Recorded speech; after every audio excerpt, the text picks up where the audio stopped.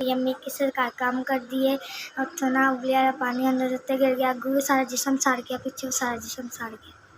मेरे अब्बू नहीं है, साडी मदद करो। मेरी अम्मी किसी घर काम करती, साडा तां घर दा गुजारा होंदा है।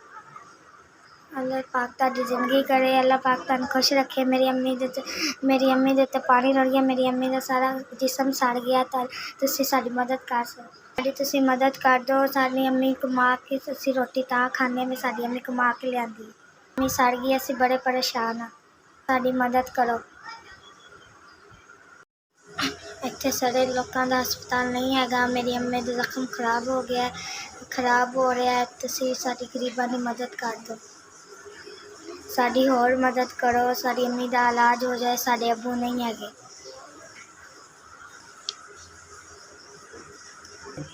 30,000 रुपया तुसीं साडी मदद करन आस्ते दित्ता है। SVS तुसीं साडी 30,000 दी मदद कीती, अल्लाह तुहानू तरक्कियां देवे, अल्लाह तुहानू खुश रखे। साडे कोल पैसे नहीं सी, अल्लाह तुहानू ज़्यादा दे। तुसीं साडी अम्मी दी मदद करन आस्ते तुसीं सानू 30,000 रुपया दित्ता। SVS तुसीं साडे गरीबां दी ख्याल कीता, अल्लाह तुहानू तरक्कियां देवे। अल्लाह जिवें तुसीं साडे गरीबां दी मदद कीती, अल्लाह तुहानू इंज तुसीं दूसरे गरीबां दी मदद करो।